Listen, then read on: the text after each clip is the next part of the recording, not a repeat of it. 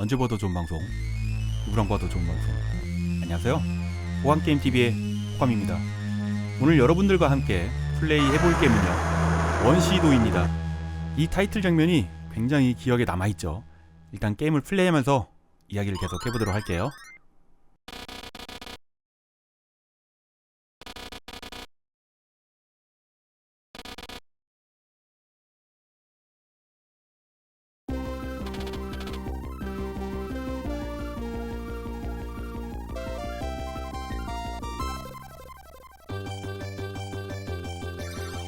이 게임은 SNK에서 만들었고요. 홈스크롤 슈팅 게임입니다. 1989년에 오락실에 첫 등장을 했는데요. 제 기억에 이 게임은 한 오락실에서 그렇게 장수한 게임이라고 기억이 안 돼 있습니다. 우리 동네 오락실에 이 게임이 있어서 좀 플레이하니까 할만한데 라는 느낌이 드는 순간 이 게임이 없어졌거든요. 그런데 다른 동네 오락실 가니까 이 게임이 있더라고요. 그래서 또 다른 동네에서 이 게임을 즐기고, 거기가 없어지면 또 옆에 동네에 이 게임이 생기고, 정착형 장수 게임이 아니라 이 게임은 이동형 장수 게임이겠네요. 우리는 프로펠러가 달린 목욕기입니다. 원시인들이 한 2-30m는 점프를 해서 우리한테 매달리죠. 우리 비행기만한 몸체에 굉장히 큰 원시인입니다. 저 원시인이 2명 이상 매달리면 우리 비행기가 터진다는 그런 얘기가 있었는데요. 그래서 일부러 제가 붙잡혀 왔는데, 둘이든 셋이든 터지지 않습니다. 그냥 우리가 컨트롤하는 게 불편할 뿐입니다. 붙으면은 스틱을 좌우로 막 흔들어야지 빨리 원시인을 떨어뜨릴 수 있고요. 이 게임은 폭탄이 없습니다. 지금 보호막 같은 게 나왔죠. 가끔 가다가 이렇게 특별한 아이템이 나오는데요. 지금 옵션 모양으로 생긴 보호막이 우리를 감싸주고 있습니다. 폭탄이 없는 대신 우리는 옵션을 이용해가지고 적을 공격을 하는데요.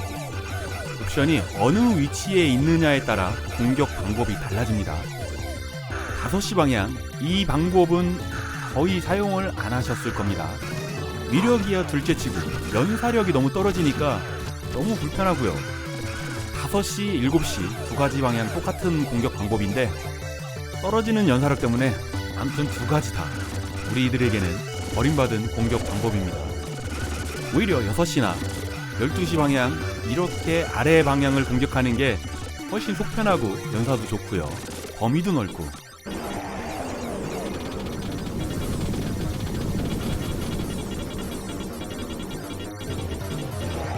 이번 스테이지 최종 보스는 아니고요, 중간 보스입니다. 공격 방법이 우리를 갑자기 확 물어제끼거든요. 어때요? 고소한 소리가 나죠? 처음에 이렇게 물렸을 때 물려가서 터지는 디테일에 많이 놀랬고요. 재미도 느꼈습니다. 어렵진 않은 보스인데 방심하면 가끔가다 한 번씩 물릴 때가 있었죠. 그 중에 떠있는 계란을 공룡 알이겠죠. 터뜨리면 S자가 나왔습니다. S는 스피드, 그리고 떨어지는 물에 가만히 중립을 유지하면 우리도 같이 쓸려가는 이런 디테일이 마음에 들었었고요. 스페셜 아이템 또 나왔습니다. 빵! 5초의 시간이 지난 후 화면에 있는 모든 적을 한꺼번에 다 없애주는 전멸폭탄이네요. 하지만 내가 원하는 타이밍에 터뜨리기가 쉽지가 않았습니다. 나오면 좋고 아님 말고. 슈팅 게임인데 왼쪽에서 오른쪽만 있는 게 아니고 위에서 아래로도 내려옵니다. 이런 진행 방법도 이 게임의 특징 중 하나고요. 보스가 등장을 합니다. 처음 이 보스 만날 때 뒤에서 등장하는 보스는 생각도 못했잖아요. 그래서 이 게임 초보분들은 뒤에서 등장하는 이 곤 아시나요? 곤을 닮은 초반 보스의 등장에 하지도 못하고 한 마리 죽을 때가 많았습니다.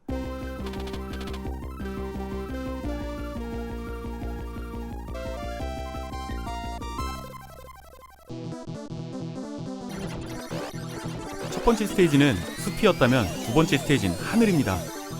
하늘은 인룡들이 많이 나오죠. 와, 원시인도 박쥐를 타고서 공중을 그것도 구름 위를 날아다닙니다. 전기장치, 이런 기계장치가 없었어도 원시 시대에도 이미 원시인들은 날아다녔군요. 지금 이 앞으로 나가는 무기 풀 파워업 상태입니다. 이 게임에서는 풀 파워업을 저는 그렇게 선호하지 않아요. 풀 파워업이 되면은 알을 까도 더 이상 옵션은 나오지 않거든요.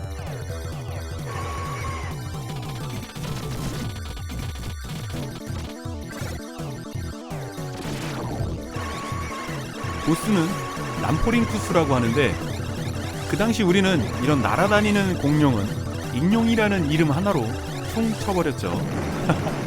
풀 파워업 상태이기 때문에 어렵지 않게 클리어가 됐습니다.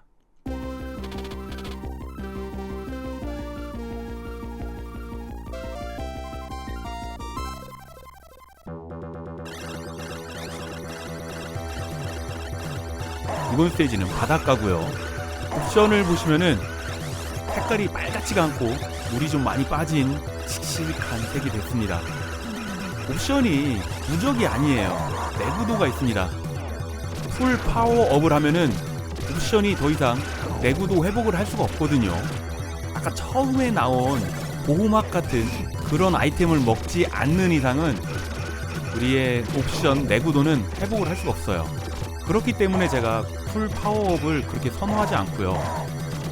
풀 파워업 전 단계에서 이렇게 노란색이 됐을 경우 옵션을 먹으면 다시 체력이 회복이 됩니다. 그때 풀 파워업을 하는 건데, 일단 풀 파워업도 보여드려야 되는 거고, 터지더라도 아직은 살아날 수 있을 거야 라는 약간의 자신감이 있기 때문에 괜찮습니다. R타입이라는 게임 아시죠? R타입은 옵션이 내구도가 없어요. 무적이거든요. 이 게임이 R타입을 보고서 어느 정도 따라 한 거라면은 옵션도 무적으로 해줬어야지. 이게 아이고, 그쵸, 옵션이 터졌습니다. 폭탄도 없고 모아서 쏘는 것도 없는데, 나 잡아당겨가지고 한 마리가 죽었습니다. 이 게임에서 옵션이 없다면은 원래도 어려운 게임이 더욱더 어려워지죠.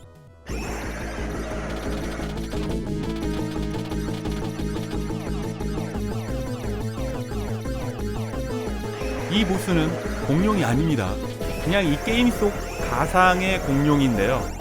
물론 다른 스테이지 공룡들도 말이 안 되는 그런 입에서 불을 뿜고 총알을 날리곤 하지만, 그래도 찾아보면은 사전에서 찾아볼 수 있는 그런 공룡들인데, 얘는 고래에다가 새우를 합쳤나? 거기다가 못생겼습니다. 옵션이 총알을 하도 많이 맞았더니 얘도 색깔이 변했습니다. 하지만 이렇게 새로운 옵션을 먹으면 색이 생생하게 살아납니다. 게임을 보면은 공간이 굉장히 좁아지게 이렇게 지형지물들이 나타나서 우리의 움직임을 제한을 하는데요. 벽에 부딪혀도 우리는 죽지 않습니다. 보통의 슈팅 게임들은 벽에 닿으면 바로 즉사잖아요. 그 당시 오락실에서 이 게임 할 때 혹시나 하는 마음에 벽에 닿지 않으려고 굉장히 조바심에 게임을 플레이했던 게 기억이 납니다.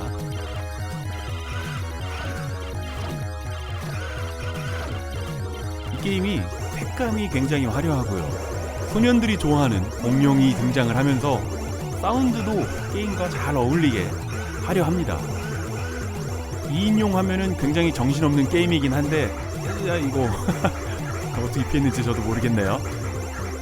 이런 날도 있어야죠. 우리 비행기가 굉장히 크죠. 큰 만큼 총알도 잘 맞고요. 피격 범위가 넓은 슈팅 게임 중에 하나이기도 합니다. 비행기가 커서인지 색감이 화려해서인지 2인용 하면은 저는 이 게임이 그렇게 정신이 없더라고요. 2인용을 선호 안 하는 슈팅 게임 중에 하나고요. 그런데 2인용 하면은 난이도는 확실히 쉬워진다는 거는 느낌이 옵니다. 그런데 정신없어서 결국은 1인용을 하게 되더라고요.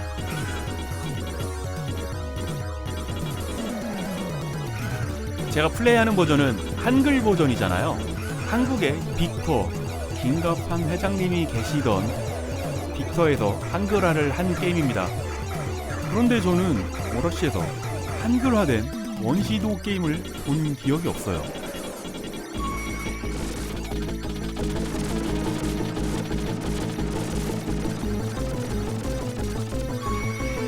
이번 스테이지 보스는 공룡이 아닙니다. 벌레예요. 거대한 벌레입니다. 아이고, 옵션이 터졌네요. 와, 총알에 안 맞을 줄 알았거든요. 네, 뭐 피겨 범위가 크니까 밑에 공룡 뼈들이 잔뜩 있죠. 공룡을 잡아먹는 곤충인가 봅니다. 바퀴벌레 그런 건가?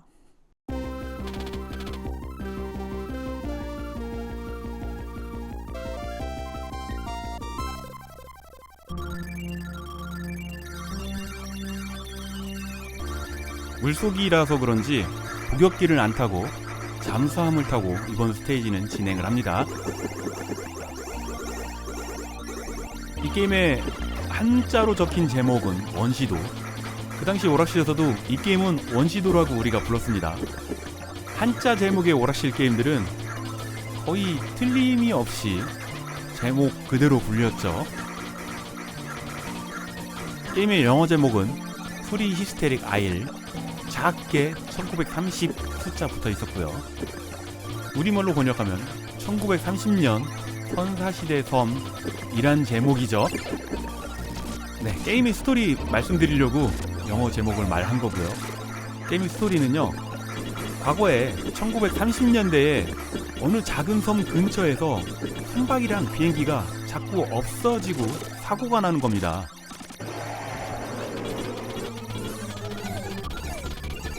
이번 스테이지 중간 보스가 등장을 했습니다. 아르게론. 원래 실제의 아르게론을 찾아보면은 이거보다 좀 많이 작다고 합니다. 게임이니까 좀 거대하게 만들었나 봐요. 머리 쪽만 공격이 가능한데 6시 방향으로 옵션을 이용한 공격을 하면 이렇게 쉽게 공략이 가능하죠. 자, 스토리 계속 말씀드리면은요, 자꾸 비행기 그리고 배들이 난파되고 없어지니까 배경이 나오네요. 여긴 바닷속이니까 실종되고 난파된 배들이 지금 배경에 잔뜩 나옵니다. 굉장히 많네요. 왜 없어지는지 우리 주인공하고 동료가 이 섬에 조사를 하러 온 겁니다. 그리고 나서 지금 우리가 플레이하는 게 조사하는 중인데, 좋게 말하면은 조사하는 중에 미지에 원시 생물들이 나타나서 우리를 공격하니까 탈출을 해야겠다 하는 거라고 볼 수 있고요. 좀 나쁘게 보면은, 제 시점에서 보면은 조사하러 와서 원시 생물들 학살을 하고 있는 겁니다.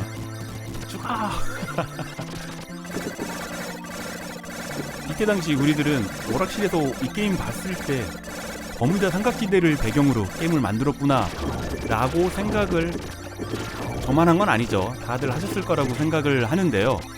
제 기억에 그 당시에 TV에서 버뮤다 삼각지대에 대해서 다큐멘터리가 방영을 했었던 것 같은 그런 기억도 있고요. 아니면 늘 말하는 다이나믹 콩콩 시리즈, 그런 미스터리 책들을 있었잖아요. 거기서 버뮤다 삼각지대는 빠지지 않는 중심 내용 중에 하나였습니다. 그리고 곁들여서 SO 괴물 얘기도 꼭꼭 들어있었고요. 허린 얘기도 있었고, 또 뭐가 있었지? 아무튼 미스터리 책에서도 버뮤다 삼각지대 많이 봤었고요.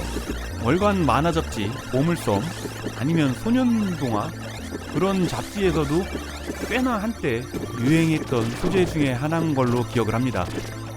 찾아보니까 버뮤다 삼각지대는 도시전설 중에 하나, 그렇게 생각을 하면 된다네요.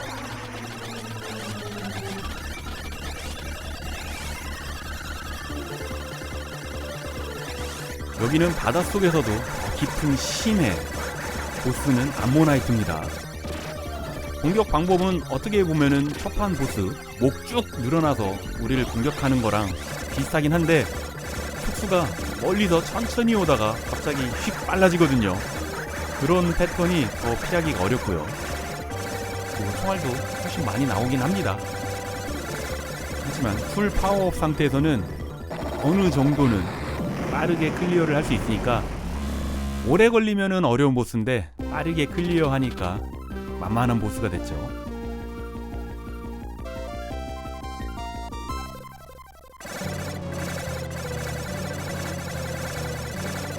드디어 마지막 스테이지입니다. 땅속으로 들어왔네요. 옵션의 상태가 좋아 보이지가 않습니다. 옵션이 죽으면 정말 답이 없는 상황이 오는데, 그 다음으로 스피드. 지금은 스피드가 빠르니까 옵션이 없어도 어떻게 피할 수 있을 거라는 자신감이 생기는데, 옵션은 없는데 비행기까지 죽었다. 그러면은 정말 살아나기 어렵습니다.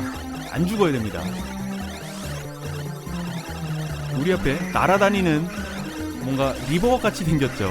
요즘에 봤으면은 스타크래프트의 리버라고 했을 텐데, 오락실에 이 게임 나왔을 때 그 당시에는 아는 사람만 알겠지만 바람의 계곡 나우시카의 오무가 생각이 나는 그런 얘기도 있었습니다. 그런데 말하고 보니까 저만 알 것 같네요.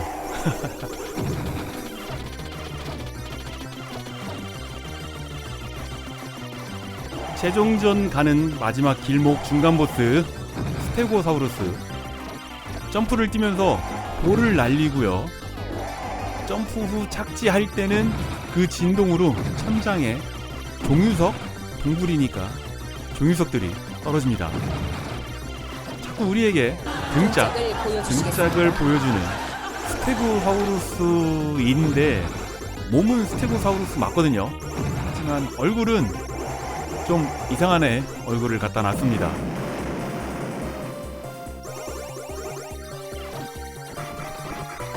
우리가 옵션을 이동을 하면서 공격을 할 때 버튼 하나를 아이고, 옵션이 터졌네요.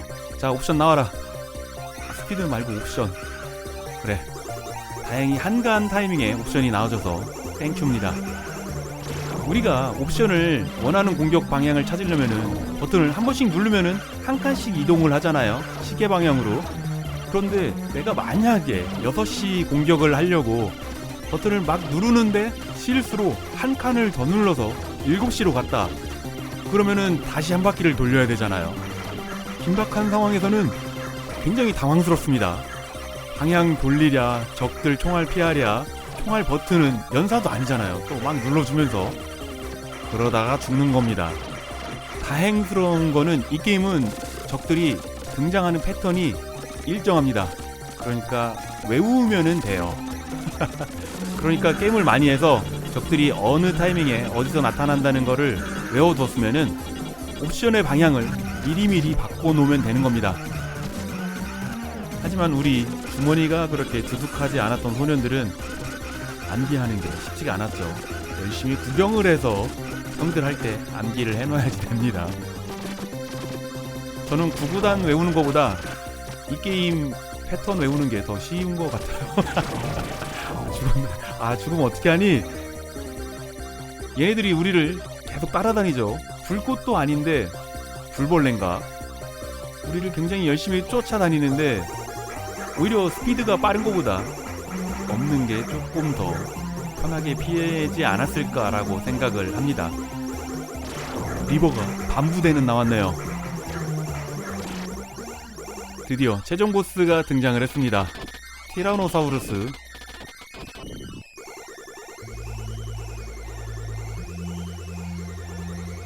이 게임 보스 중에 제일 덩치가 큽니다. 그래서인지 우리랑 싸울 때는 머리만 나타나서 싸우죠. 최종 보스인데 공격 패턴은요, 생각보다 단순합니다. 그냥 날라오는 총알 크게 피하면서 앞에 서 있다가 머리 뒤로 갔다가 다시 앞으로 와서 입 벌렸을 때 공격하고, 티라노는 입 벌렸을 때만 데미지가 들어갑니다. 이렇게 총알 피하는 거는 스피드가 최고일 때를 기준으로 설정을 해놓은 것 같아요. 스피드가 없으면은 4번째 보스도 그렇고 5번째 보스도 그렇고 총알을 피하는 것도 어렵지만 게임을 진행하는 것도 많이 힘들거든요. 덩치가 크고 끝판왕이라 그런지 체력도 굉장히 많습니다. 옵션에 풀 파워업이 싫은 경우는요, 전투를 하다가 새로운 옵션이 나왔을 때 적들의 중간쯤 되는 내구력 좀 있는 잡졸들 있잖아요. 그럼 쫄따구한테 옵션을 갖다 박으면은 둘이 같이 동기여진을 시키는 겁니다. 그러고 나서 새로운 옵션을 먹으면은 다시 파워업을 진행을 할 수가 있죠. 티라노가 드디어 눈을 감았습니다. 우리 비행기 지나가면서 전신샷을 한번 보여주고요. 그런데 공룡이 폭탄처럼 터져버렸네요. 엔딩입니다.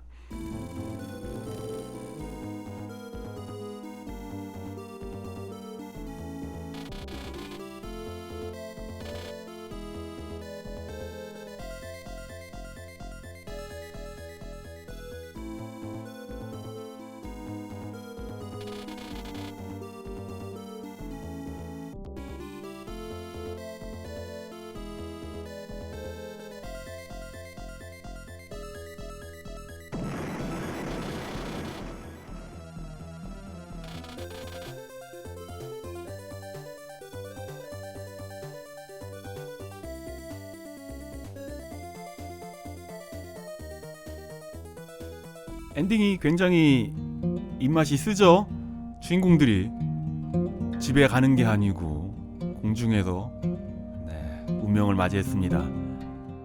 뭐 어쨌든 이렇게 해서 우리는 오늘도 지구의 미스테리를 하나 해결을 했습니다.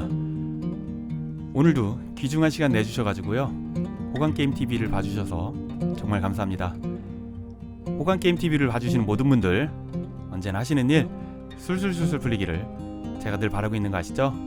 저는 최대한 빠른 시간 내에 재밌는 게임 가지고요 금방 돌아오도록 하겠습니다. 그때까지 지금처럼 늘 건강하시고요. 금방 올게요. 감사합니다. 이 원시도는 사무라이 스피리츠, 거기에 탐탐이 있죠. 참참 나오고, 이 남매의 고향이 이 게임에 등장하는 원시도입니다. 사무라이 스피리츠에서는 그린 헬이라는 이름으로 등장을 하죠. 그리고 이 게임 전에 SNK에서는 87년도에 버뮤다 트라이앵글이라는 슈팅 게임을 만들었거든요. 게임의 제목처럼 이곳의 배경도 버뮤다 삼각지대인데, 또 한 가지, 버뮤다 삼각지대 주인공 기체의 옵션으로 나오는 비행기가 아소 아시죠? 슈팅게임 아소, 그 아소가 이 비행기에 옵션으로 등장을 합니다. 네, 앞에 달린 3개의 비행기, 저게 아소 그 게임 주인공 비행기예요. 여기서는 옵션으로 등장을 했지만요, 게임 플레이에는 서로 직접적으로 그렇게 연관이 있진 않지만요, 이 버뮤다 삼각지대 하나만으로 뭔가를 연관지어서 설정을 하려고 한 큰 그림이 있지 않았을까, 생각을 해보긴 하는데 진실은 저 너머했습니다. 생각해보면 꽤 재밌는 관계입니다. 게임은 끝났는데 숨겨진 쿠키 영상으로 여기까지 봐주셔서 감사합니다. 다음에 뵐게요.